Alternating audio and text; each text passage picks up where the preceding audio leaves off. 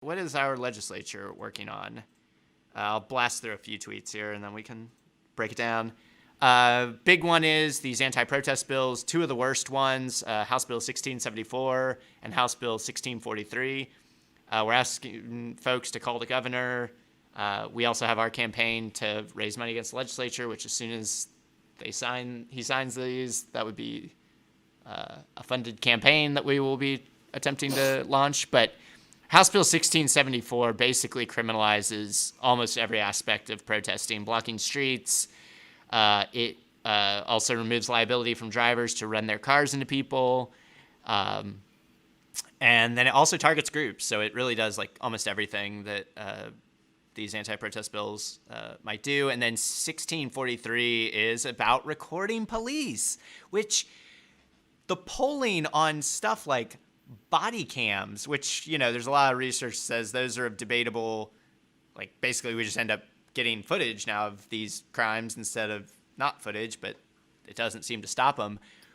But they're overwhelmingly public with every cross section of the of who's out there, and they're passing a law to say you can't record police without suffering potential criminal punishments.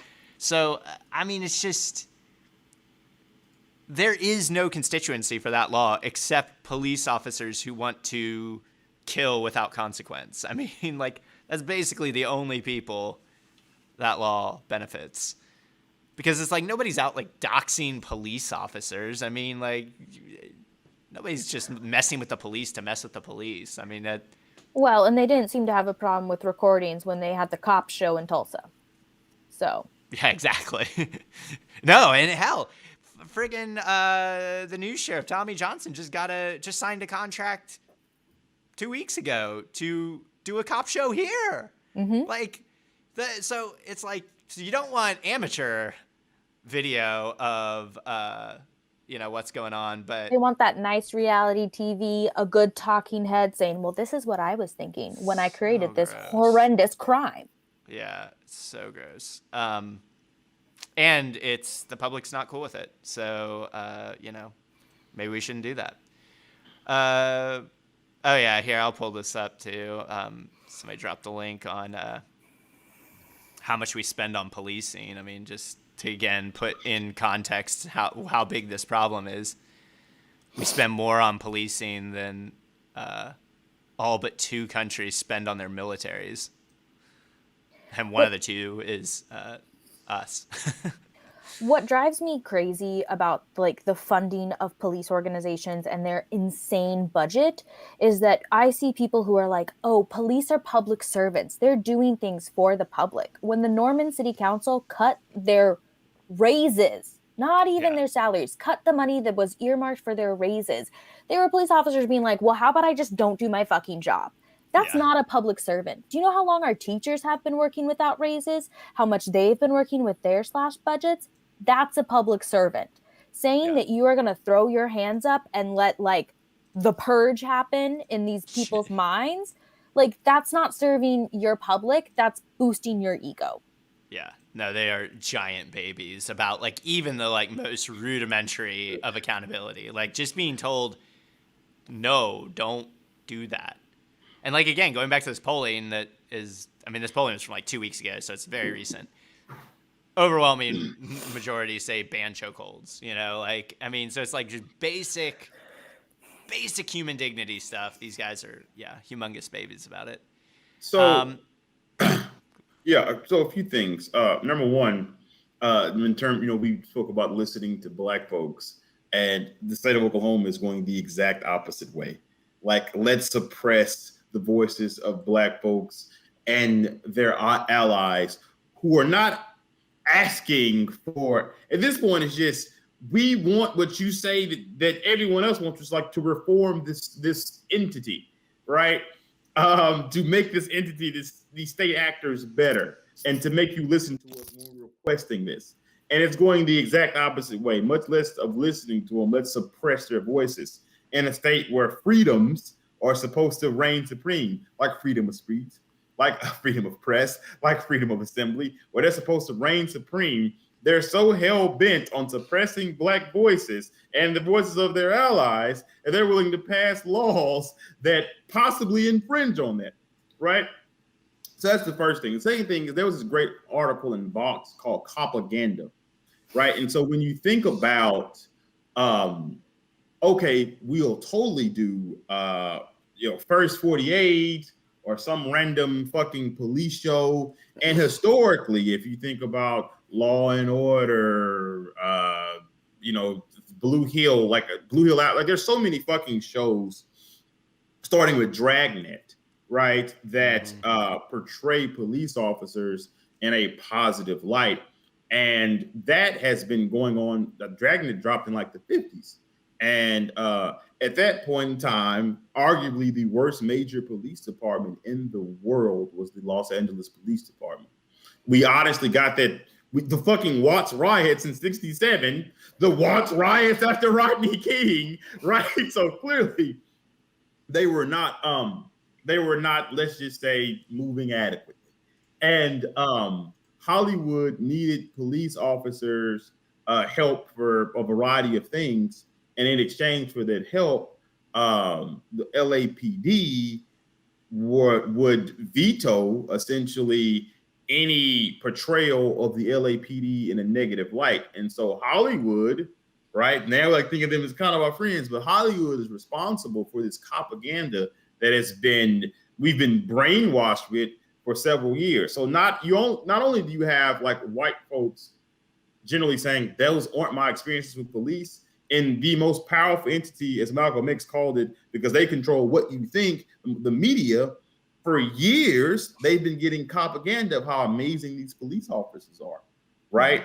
And so whenever they say, oh, we're willing to do this reality show, that's more propaganda. We're willing to do a reality show in which we can veto or have creative control over what gets out there.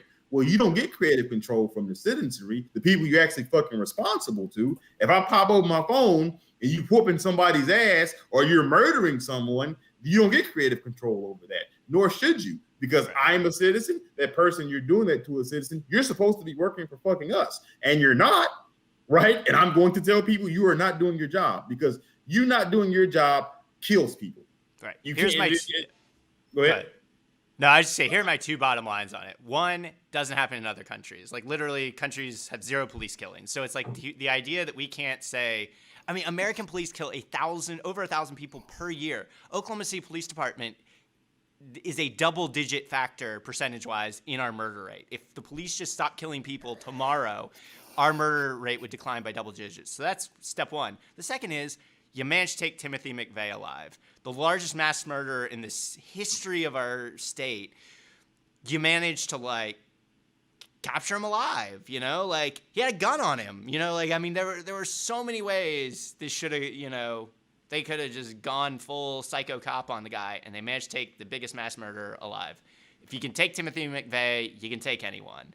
And I'm just over it. I'm done listening to their excuses, listening to their whines, listening to their whatever the hell they talk about. And even with that, thinking about that kind of speaks to the absurdity of it all. You can take Timothy McVeigh alive. You can't even get Dante a ticket. Right. You got to kill him. George Floyd, you got to, apparently you got to kill him. Or Terrence Crutcher. It's Terrence Crutcher, Laquan McDonald, on and on. Oscar Toledo. You can take Timothy McVeigh alive, who killed 163 people. This person you can't give a ticket to without having to kill him, and that gets to the purpose of policing. That is as far as apples and oranges away. And so the question has to be, with those situations, should police be fucking doing traffic infractions? Whatever the appropriate entity is to capture a Timothy McVeigh, and my ideal world, we create a society where even a Timothy McVeigh gets the help they need. But even if there is a Timothy McVeigh just happens to exist, whatever entity that we need to prevent Timothy McVeigh from committing more domestic terrorism is not, and you can never convince me, the same entity we need for somebody making a long right turn. Like, right? And so what we're saying is, if you can take a domestic murderer, domestic terrorist away, you should be able to write a fucking parking ticket without killing somebody, but you can't, right? And so then we have to get to the question: should you be fucking writing parking tickets? No, you shouldn't, right? Doesn't work. By the way, there's a Vox article that's, and there was an experiment done, I believe, Fayetteville, North Carolina. As constructed, the traffic laws enforced by police don't actually make us safer in terms of traffic accidents, right? And I encourage you all to Google or learn more about pretextual stops. It's the bane of my fucking existence as a lawyer. Essentially, it says a cop can, if you commit a traffic infraction, a cop can pull you over and fish for evidence. Well, you're giving cops very wide discretion, right? So to give you an idea, most cops, someone I would say this on the stand, but a cop can on the stand, I could be cross-examining, he can say this, that he was a black man with a black woman in the car. I saw a black man and black woman in the car. We were in Nichols Hills. There aren't many black people who live here. I follow them because there aren't many black people who live here, and I wanted to follow black folks. After I followed them for 4 blocks, they didn't signal within 100 feet of a stop sign.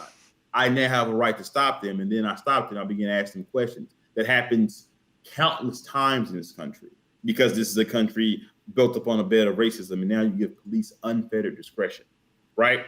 And so that is what leads to these murders. We know police can't do this without killing people. So we should ask, should police be doing this? Well, you could say, well, Ron, I think police should be doing this because it makes us safer as far as traffic accidents. That's incorrect. It doesn't. So you could have an unarmed traffic enforcement. They would get on all our fucking nerves still, but they're unarmed. They don't want warrants. Hey, man, you made a long right turn. Here, it's cost you $50. You got to just go up here and pay the $50.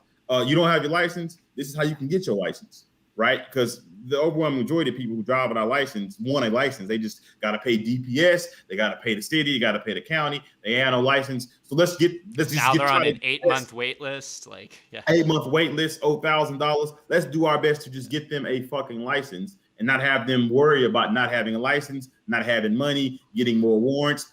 Potentially those more warrants lead to them being murdered if they are black.